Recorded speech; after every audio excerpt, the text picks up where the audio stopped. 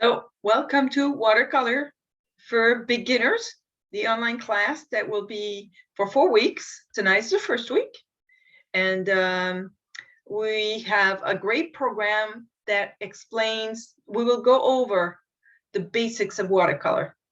So in terms of the supplies, I want to spend a little bit of time at the beginning of each class to cover one aspect of the supplies.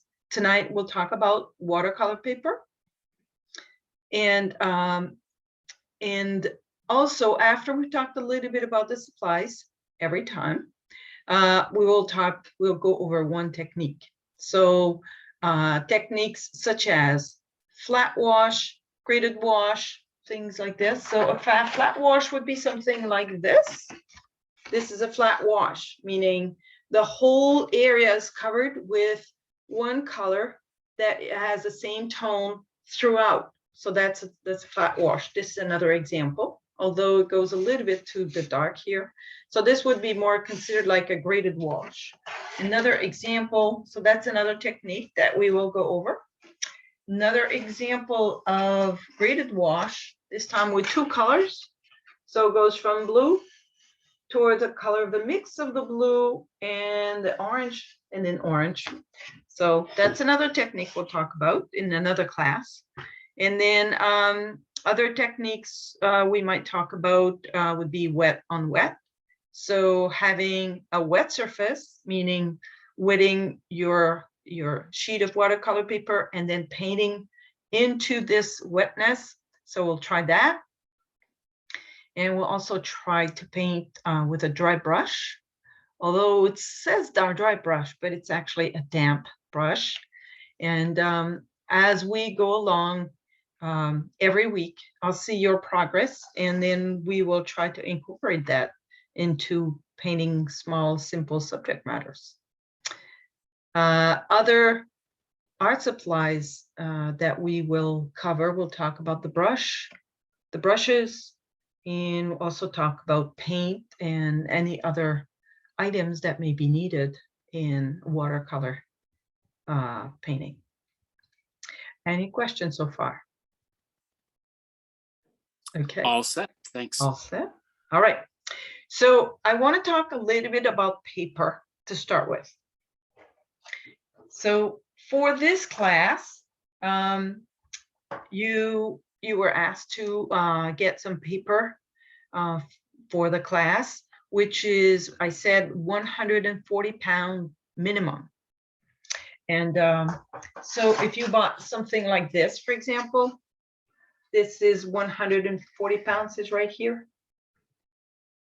And this is Arches. Arches is this is a very good brand for watercolor paper. And in this case, this comes in as a block. So when you open it up, you can see the paper is glued on all sides. This glue is black. So it's glued on all sides. And even here, except there's a little opening here. So when you buy the paper in a block like this, then you don't have to tape it all around because it's already glued all around. All you have to do is paint on it. Then when you're done your painting, then you can insert a little something very small, like a knife or maybe your nail, and you can remove one sheet, the sheet that you painted on, that you can just unglue. It's actually coming unglued right now, this one on the side. So this is one example. You could also buy, like for example, at Michael's, not that I have any shares in Michael's, but if you buy the students grade watercolor paper, they have 140-pound paper. That's also very good. It's sufficient for this class. Now you could also buy 300-pound paper. That will be a thicker paper, and it will come in various size.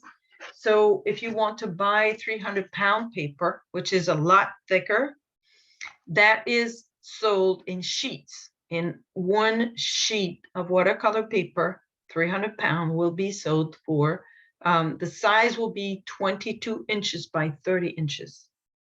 Let me just make sure that I'm saying the right thing. Yes. So it will be 22 by 30. And it will be, if it's 300 pound. So when you want to paint on it, you can cut it to the size that you want. So what is the advantage of buying 300 pound paper? Well, it can take more water. It won't go like this when you put water on the 300 pound paper. But I also wanted to ask you, do you know how they measure the 140 pound? Because if I have one sheet of watercolor paper like this, it doesn't actually weigh 140 pound. But this sheet of paper, of watercolor paper, is qualified to be a 140 pound paper. So do you know how it's measured? No, I don't. Okay, so I did a little research to be able to tell you. So the way that it's measured is they use a sheet of watercolor paper. So the standard size for a sheet of watercolor paper is 22 inches by 30 inches. So if they take a sheet of watercolor paper that is the 140 pounds, so they will take one sheet and they will pile it up with a whole bunch of sheets. They will pile up 500 of these sheets, 22 inches by 30 inches. And this will weigh approximately 140 pounds. Or if it's the 300 pound paper, if they take 500 sheets of 22 by 30, 300 pound paper, and they weigh it, it will weigh approximately 300 pounds. I should say pounds, right? With an S. So this is how they measure the paper. And this is what it means to the, to the companies who actually create watercolor paper. So I showed you Arches, and I talked a little bit about Michaels, but there are many other brands which are all very good. But for the purpose of this class, you only need 140 pound paper, and it'll be sufficient, and any brand will do, even like the student grade, that will be perfect for this class. Now, there's another qualification for watercolor paper. It is that it's either hot press, cold press, or rough. So these are 3 different finishes to the paper. So if you buy the Michaels student grade paper that's 140 pound, then that will be the cold press paper. And the surface will be a little bit grainy, but not too much. Now, if you were to want to paint a portrait, for example, with watercolor paper in watercolor supplies, I would recommend a hot press paper, and that would be a much smoother surface than the cold press. However, if you want to do like waves and some other landscape that has a lot of accidents in it, the type of paper that I would recommend then would be rough paper. And a rough paper is one that is usually handmade, and it has a little bit more texture than cold paper, and it allows for some techniques to be used, because if it's more textury, then you can use certain techniques where the paint will only land, at the top of the ridges or at the bottom of the ridges. Different techniques will allow you to do that. So, any questions about the paper? Nope. Okay. Very informative. Thank you. You're welcome. All right. So how about if we get painting? Sounds good. Do a little exercise.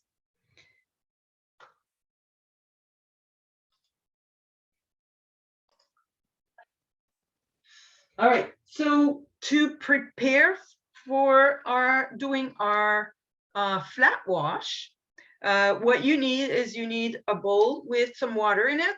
So I have about this much water. And I don't fill it up with water because if I leave my brush in the water, I don't want the water to go any higher than the middle part. If it's in the water and this part is in the water for a long time, then this will tend to come apart, and then your brush will deteriorate. So that's why it's important to kind of measure, even you have to measure that it's going to be like this. So you don't want the water to be higher. You want it to be lower than this, so about here. So I have about this much water in my bowl. It's just a little rice pudding, tapioca pudding bowl. I guess I like that. I like to eat that. So to paint, I usually have two of these bowls, two like this, one that will be my clean water, and one that will be the water in which I will clean my brush in. So the clean water will be to wet the paper, and it will remain clean throughout my whole paint session. And the other one will be in the water in which I will clean my brushes when I need to. What you also need for today is you need one 9x12 piece of paper, watercolor paper. It could be a little smaller, or a little bit bigger, but a good size is a good idea. And what we're going to do, the first thing we're going to do, I hope you have tape, is take a piece of masking tape, and we're going to separate our sheet into 4. So we're going to put a tape like this and another one like this. Okay. When preparing your paper, it's a good idea to, unless you have a block of watercolor paper that is taped all around, if you have a sheet of paper, watercolor paper, to tape it onto either cardboard or a piece of masonite, or a little piece of wood, and tape it all the way around as straight as possible, like this. And once you're done with your watercolor beautiful masterpiece, then you very gently remove the tape, and it will create some nice, beautiful straight edges. Because if you tape something like this just on the sides, then it will create some funny marks. And also, if the paper buckles and you haven't taped all the way around, the water will leave the surface, and that's what you want. You want to keep it in. So it's going to look like something like this, with 4 areas to paint on. And when it's time to remove that tape, after you're all done painting, using a hair dryer if you have one, and heat up the masking tape, and then remove it very slowly, will help avoid ripping. Now that we have this, we're going to paint each of these sections. In each of this section, we're going to attempt to do a flat wash. That's what we're going to do tonight. And I have you start with smaller sections like this. And if it all goes well and you paint fast, then we might be able to take another sheet and then do a half sheet like this to do also a flat wash. Practicing a flat wash is very important because let's say you want to do a nice sky, then you will need a flat wash or maybe a graded wash. But it's one of the basic techniques that's important to learn. To do that, I will be using my flat brush. This is a this is a 1-inch brush, I think, and it's very convenient for this. You can also use like a filbert like this, That's the bigger is the better. So the biggest brush that you have would be good to use. This is a little small, but it would work for a small surface like this. I have the Big Mama brush. That's a 2-inch brush. That's very convenient, but it's a little bigger for this. So I'll use my 1-inch. I could also use my mop. That would also work.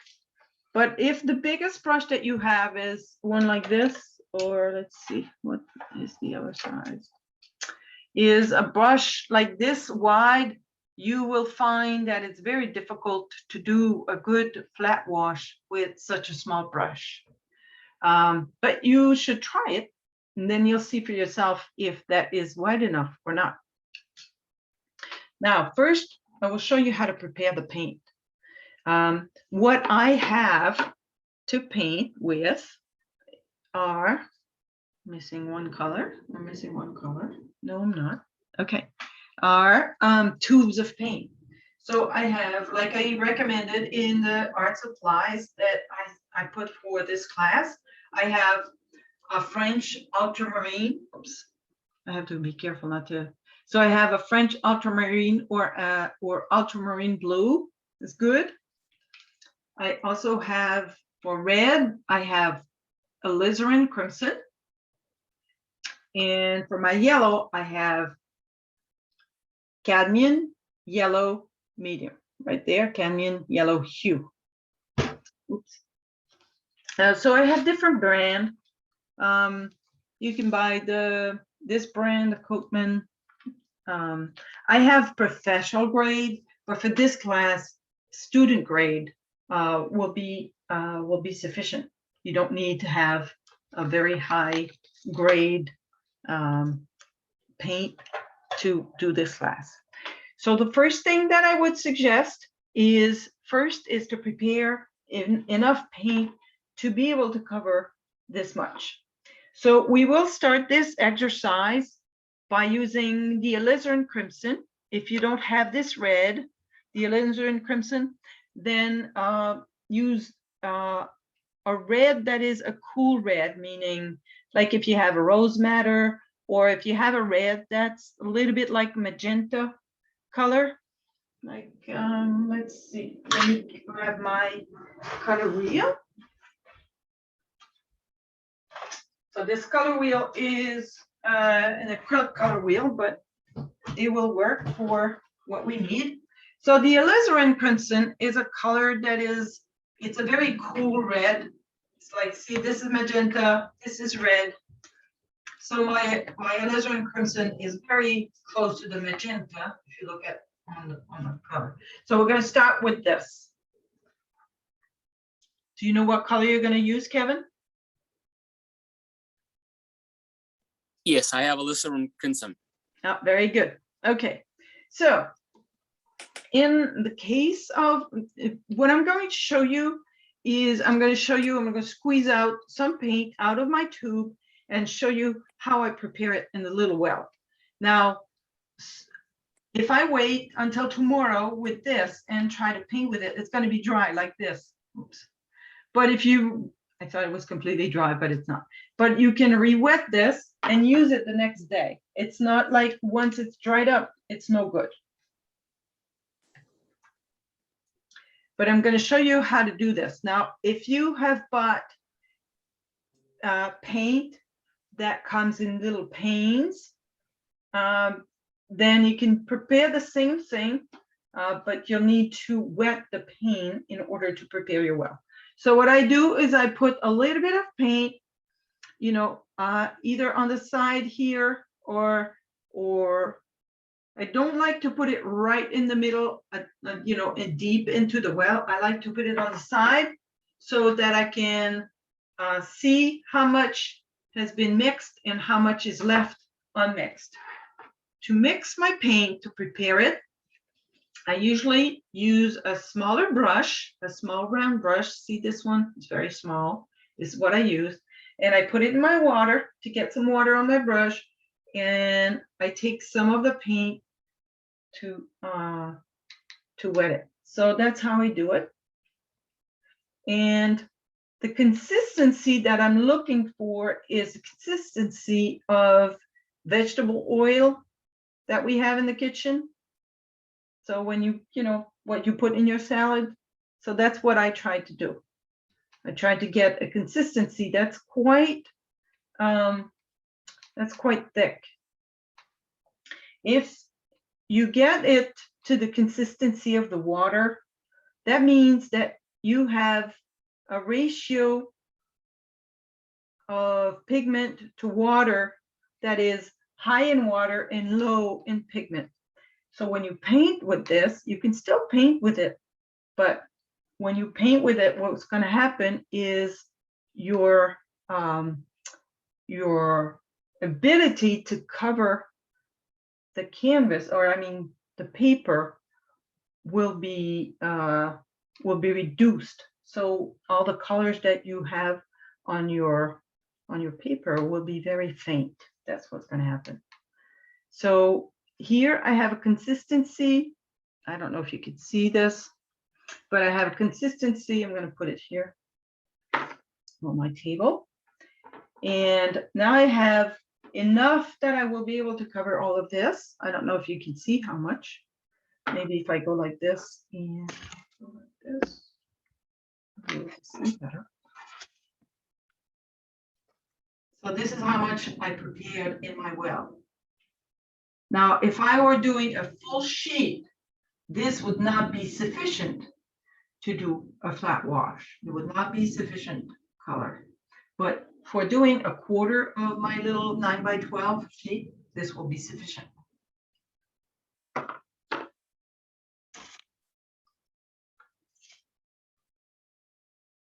Are you ready for the demonstration? Yes, go right ahead. Okay. So I'm going to do the demonstration first, and then after that, I will give you time to do your own flat wash. Okay. So I prefer if you take the time to watch the demonstration, then try to do it at the same time. Now I have my paper completely vertical so that you can see it on the camera. What I recommend you do, though, is that you have your paper more, not completely flat, just a little inclined like this, just a little inclined like this, so that you can paint and the gravity will help to gather the water at the bottom. All right. So using my bowl of clean water, I put my brush in the water, the clean water, and I'm going to wet this little piece of paper. I'm taking the bottom one because I know it's gonna run down, and I don't want it to run into the other color. Now, using this brush, I completely put it in my paint that I prepared.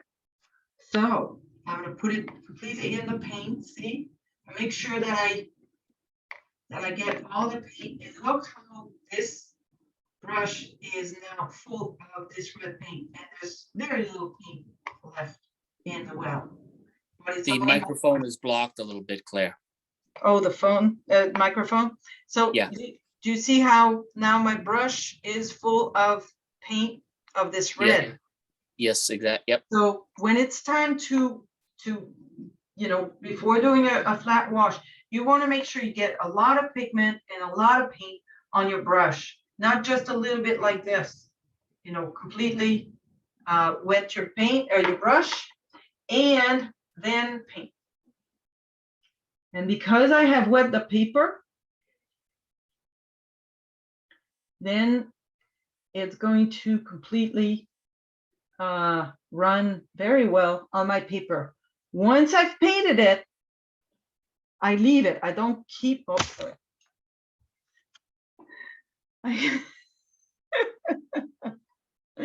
Okay, I'm gonna start again because I didn't show this on the camera. Sorry. So I've I've prepared my color again because unfortunately, I didn't show how I did this at the camera. So I'm gonna clean my brush and okay, now I'll use my clean water to wet the surface.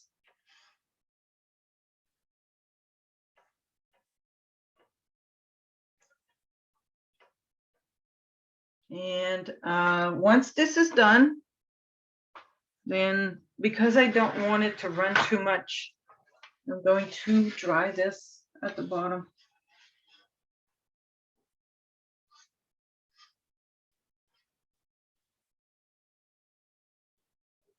All right. Okay. And like I showed you before, when putting the brush into the paint, you don't want to just put it just a little bit like this. You really want to dip your brush into a lot of paint to have a lot of paint on your brush. See, there's a lot of paint on this brush. That means also that it's a good brush because it can absorb a lot of paint and will go a long way when painting the surface. So I'm going to go ahead and do my demonstration one more time. See, it's running because my paper is wet. That's why it's running low. Oops, forgot to do this part. And when there's a lot of paint on your brush, you can do this. But it's better once you have painted, it's better to let it completely dry without going back over it a million times. So I'm gonna just dry this. This is the tape. And this would be my flat wash. Now I'm gonna give you some time to do it. So in terms of, what I've painted here, it looks very nice. If I put it like this, then it will dry flat and will stay as it is. If I keep it like this, then because of gravity, the paint will have a tendency and the pigment will have a tendency to slide down. And so therefore, once it's dry, it's going to be different in terms of result. And that's the great thing about watercolor. You never know what it's actually going to look like at the end, at the very end.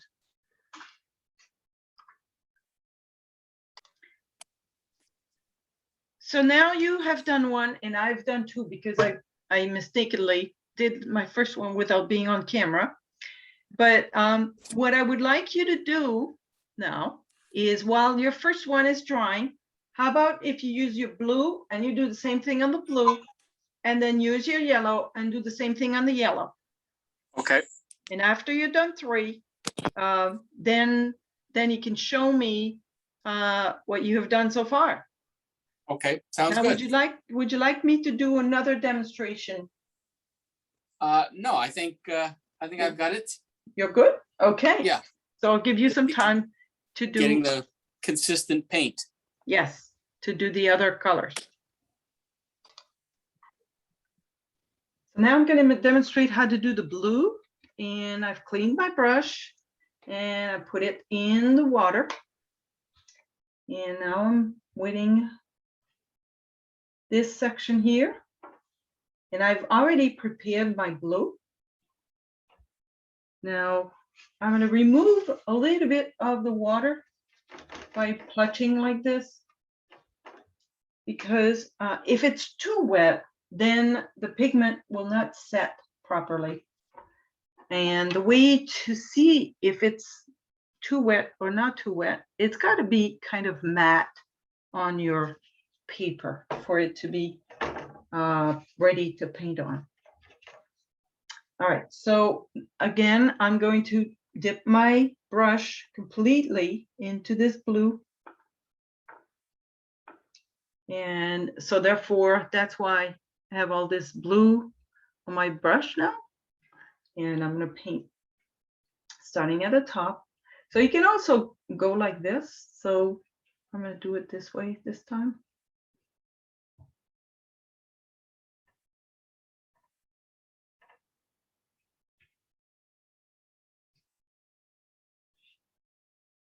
Wow, look at that.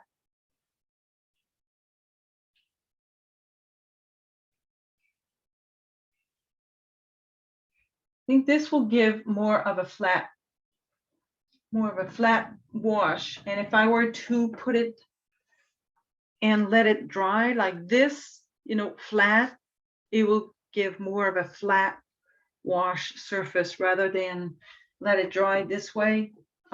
With the gravity, it tends to go down. I'm gonna like this anyway. Here. Okay, so that's my blue. This, so it dries. So this dries down a little bit. I don't know. I think this here is because of the quality of the paper.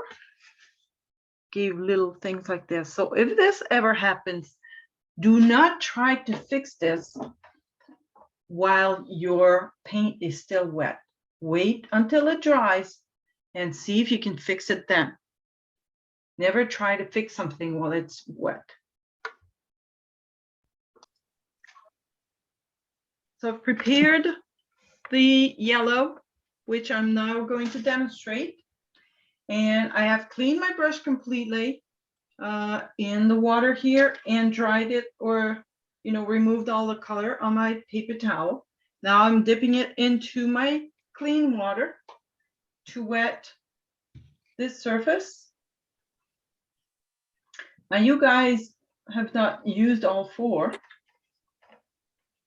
and because you did not make a mistake like I did, but anyway. And I'm going to remove some of the water like this instead of letting it dry. I'm checking to see that it's quite matte. Yes, it is. And so I dip my brush into my yellow.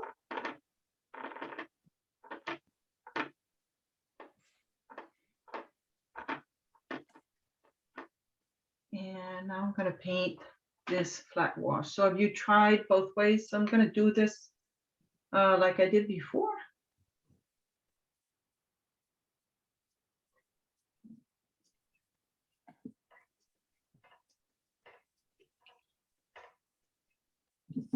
I think pretty good.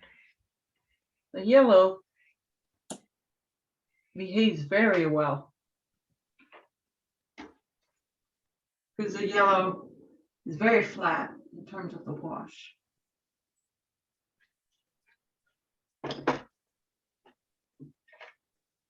Okay. So I'm going to repaint this with, I could repaint it with the yellow actually on top, or I could repaint it with the red, but I'm going to repaint it with the yellow. And this time I'm going to show you the result of painting it without wetting it first. So I'm dipping my brush into my yellow paint. You can't really see that part, but now you can see it. And I'm going to paint on top here without wetting first. And I'm going to paint it like this. So when you don't paint it first, what happens is it doesn't flow as easily on the paper. And it creates all these streaks. See what happens? And sometimes this is the effect that you're looking for. But see all these streaks that it created? Because I didn't wet it first, this is what happened. Now I'm going to do the same thing here on this one, but I'm going to, on this one here, but I'm going to wet it first. So I'm going to take my other brush to wet it.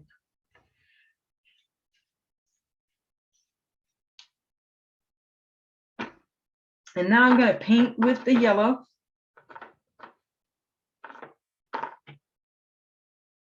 Like so.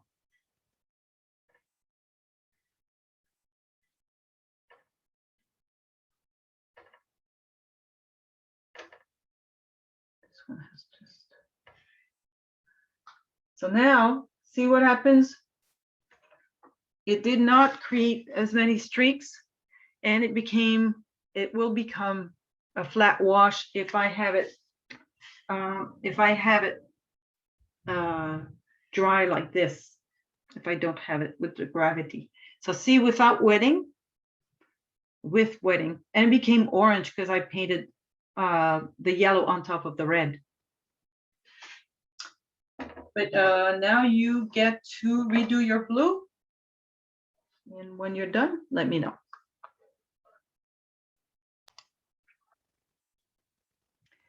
So now for this part of the class, this will be the last exercise that we will do. I have taped a new sheet of paper and cut it in half only. So we're going to do a flat wash on one side and a flat wash on the other side. Now each side will be its own color. So I've chosen to demonstrate by doing a flat wash with red, which is the alizarin crimson. And then I will do a flat wash with the blue, which is the ultramarine blue. And so the first thing that I'm going to do is I'm going to wet my paper. So I'm using my mop to wet my paper. I'm actually going to wet both sides at the same time. So one thing that's important is if you have a certain incline on your paper, is gather all the water that's at the bottom. And before you start painting on this, you want to make sure that the paper is matte. It's not shiny, because if it's shiny, then there's too much water on it. I realize it's still very shiny. So I'm going to take a moment to tell you that, you know, when we painted the, you know, on the paper, when we painted and it was still wet, it was way darker than this. And as it dried, it became lighter. So when painting with watercolor, whatever color you're painting with, if you find this is the correct darkness that you want, that means you've painted too light, because when it dries, it will dry lighter. So always paint a little darker than what you want. So here I was trying to demonstrate how you can also paint using the palette knife. You can paint with the watercolor. All right, let me see if this is sufficiently dried up. No, and the water has actually accumulated down here. It's not good. That's not what I want. So I'm going to go like this and watch out a little bit. Okay. Because I wet the paint, the paper a lot, it buckled a little bit. It's not what I want, but I'm gonna. All right, so I want all the paper to be matte, no shiny area. Okay, now that it's done, I'm going to use my my brush, this one. So I'm going to do a demonstration with the 1-inch brush. Then after that, I'm going to do a demonstration with my 2-inch brush that I have, just to show you the difference. So my brush is clean. So now I'm going to do one side and I'm going to do the red. So putting a lot of paint on my brush. Oops, seems to be a hair that's sticking out. And I'm going to go and paint with a lot of pigment. Very nice. I want to make sure that everything is covered very well.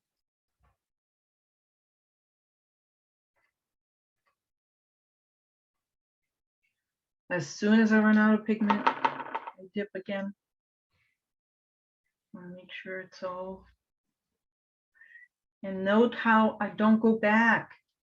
I don't go back up. I keep going down.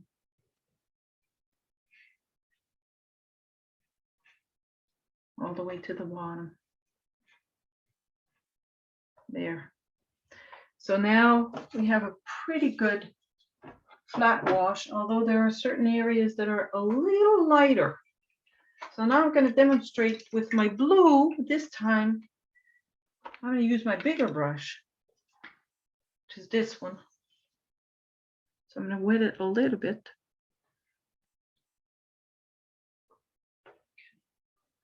And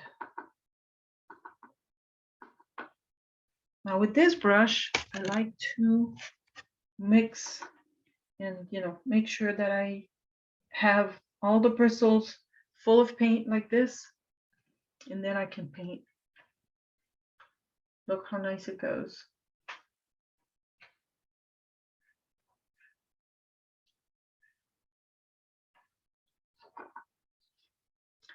Or paint.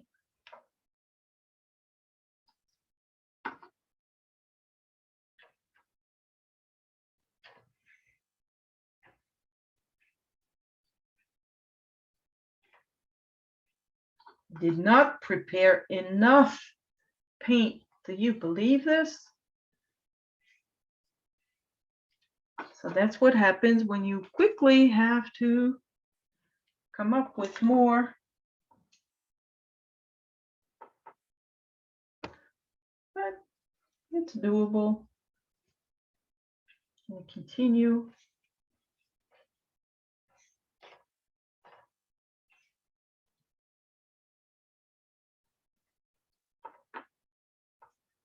Nice.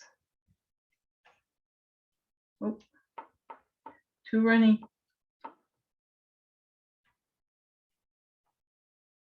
There. Voila. And see up here, it's running. I had a little bit too much water.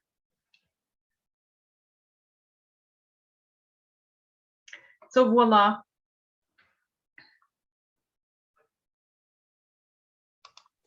Any questions? Looks good. So if it's not to my liking, I could wait until it's completely dry and paint it again on top. Okay. All right, I think that concludes the class for today. Do you have any questions or, so your homework will be to do 2 flat wash like this on a half sheet, Half sheet, yep. half of 9 by 12. 12.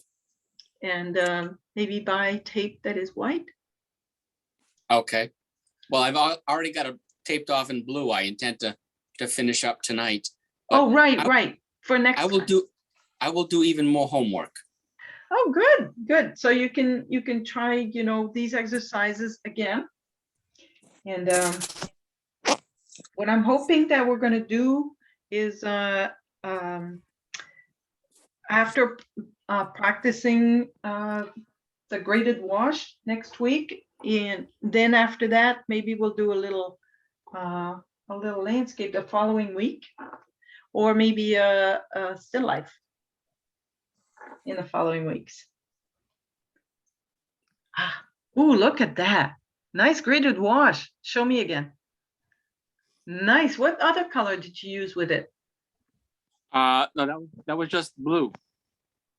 That was the original blue that had a little bit of a line in it. Oh yes. But I repaired that after watching you do the repair and make it orange. Yes. But there's my red, and there's your yellow. There's the yellow. Mm-hmm. And then I figured, well, let's because I remembered what you had done this summer. Okay. I figured, let's give this a try, just to see what I can sneak in. Why not? But I'll do the homework on the full sheet divided in 2. Yeah. On probably a variety of colors. Right. You can try other colors as well. Yeah, I think I'm going to try mixing green. I'll get green and purple and work my way around the color wheel, just using the 3 tubes that I have. Oh, yes, sure. Why not? Sounds good. Let's see, where am I? Yeah, there's my face finally. Okay. Yeah. It's hard to move the iPad and hold everything. Yes. All yes. together. That's why I use my computer for class. Yeah. Easier. Let's stop that. I can put this away. There we go. And let's